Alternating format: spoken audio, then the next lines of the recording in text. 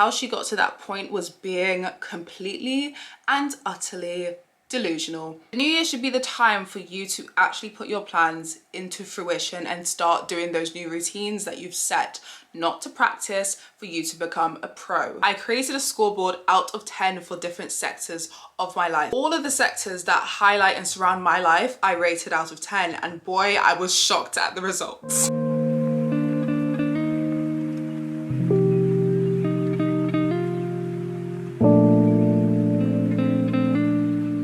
If you've clicked on this video, you trust me to an extent, which thank you for trusting me. I've got some tips to help you guys become the best version of yourself and to have a successful, fulfilling year next year. This is the video that you can come back to every single year, at the end of every single year, whenever you're stuck and in need of some help. Jessiara is here to help you. Hey, my name is Jessiara. I'm a fashion and lifestyle content creator from London, and all of these steps that I'm about to share with you guys, I have done and I have been doing for the last few years, and every single year that goes on, my life gets more and more, oh my god, I can't believe that's happening. Make sure you have some free time. Grab your phone, grab a notebook, grab a drink, sit down, and let me tell you how to change your life in under 10 minutes. Step 1 is reflection. I know you're excited about creating a vision board, and I know you want to get started on making your mood board and going on Pinterest and doing all of that, but don't do that yet. The first thing you need to do is reflect. Reflecting on the year that has just passed and events that has happened in that year is extremely important in terms of figuring out what went wrong, what could have went better, things that you succeeded in, things that you could have done better in, things that you want to do next year, and things that you want to cut out and people that you want to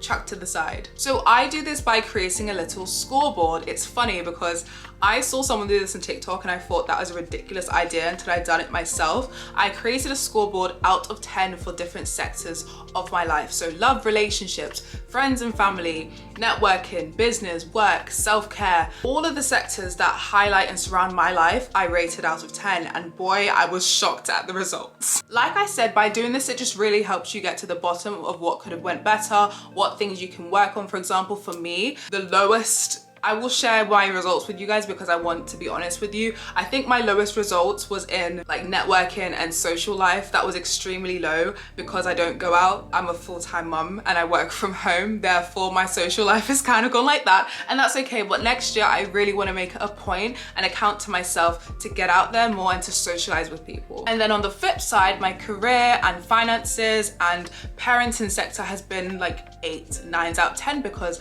I feel in those sectors of my life I have succeeded in, and next year I really want to work on making them a 10 out of 10. And if you want to get really honest with yourself, do shadow work. If you've heard of shadow work, you already are crying and screaming, no, no, no. It's like therapy, but one-to-one. You're doing therapy with yourself and you're facing your demons, essentially, as creepy as that may sound. Writing out one shadow work prompt a day in your journal. So it's asking yourself realistic questions, getting to the bottom of, for example, a relationship that may not have worked out, a job opportunity that you missed out on, asking yourself those really hard-hitting questions, being so honest to the point where you're like, wow, I didn't know that was actually the truth. And on to step 2, planning. Planning is my favorite stage, and it is for a lot of people because this is where you do vision boards and mood boards and creating fun little documents for yourself to look back on throughout the year and at the end of the year. I done this in 2 evenings. So for the first evening,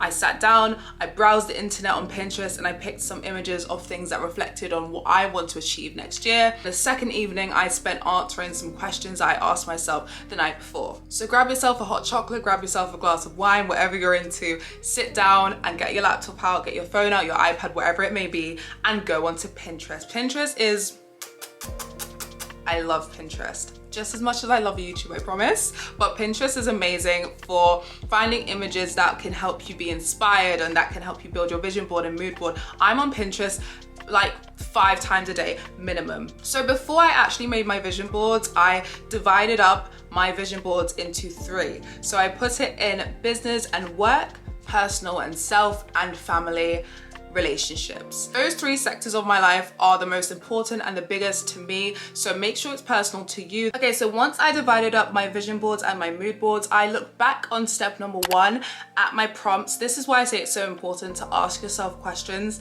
that reflect back on the year you've just had, so you know what to include in your vision boards. Once you look at your prompts, search for images that relate to the answers to your questions.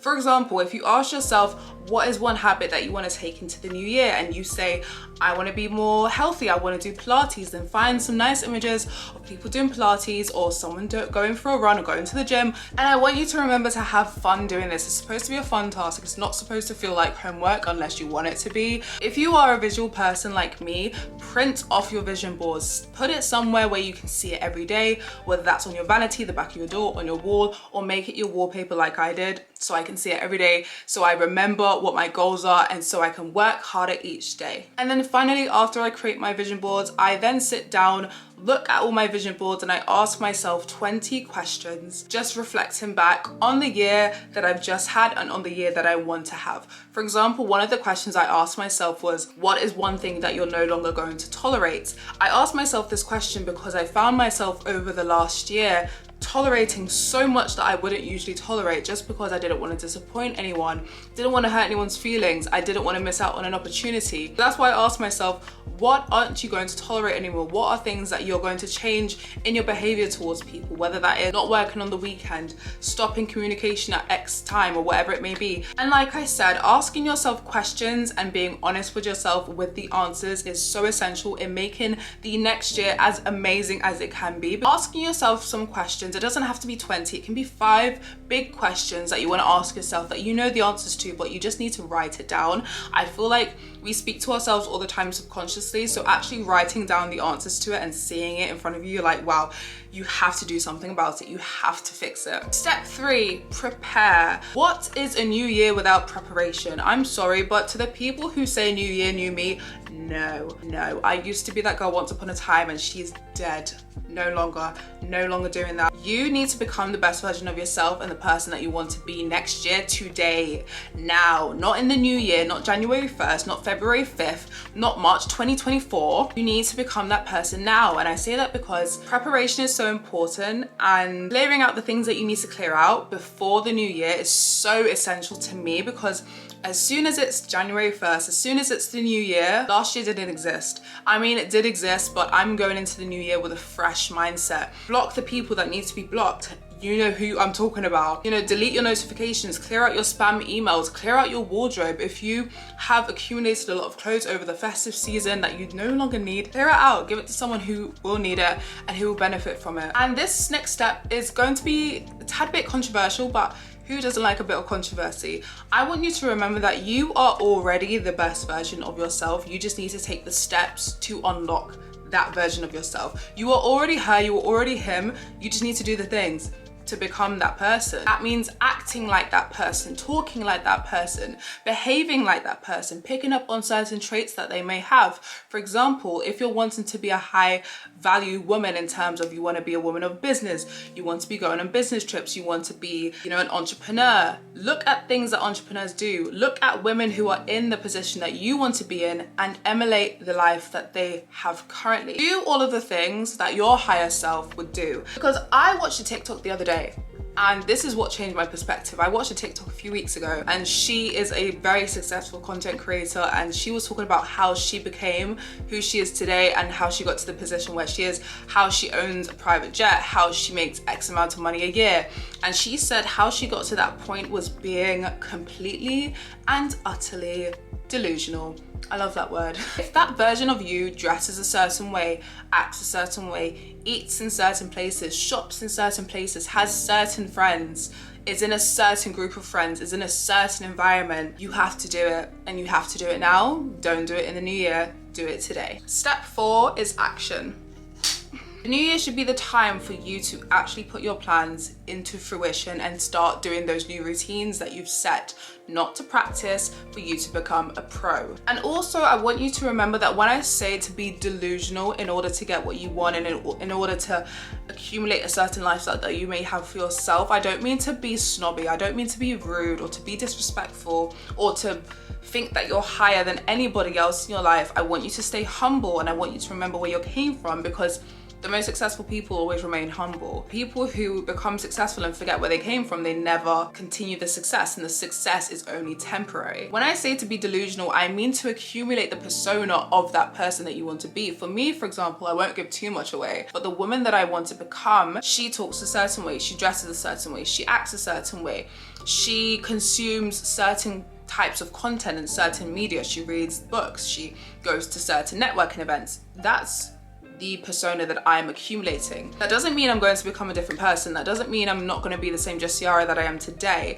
That doesn't mean that I'm not going to still be goofy and silly and my same old self, but it means that I'm going to take on a persona, take bits from this successful woman that I know I am in the future, and become her today. This doesn't mean to make yourself broke by going to a bougie restaurant for dinner every night. This doesn't mean buying luxury clothes that you don't need. It just means taking into account the personality traits, because once you pick up on the personality traits of a rich or successful person, or whoever you want to be in the future, it means that naturally the external factors, the clothes, the money, the wealth, will naturally come. And that is the video in under 10 minutes, let's hope.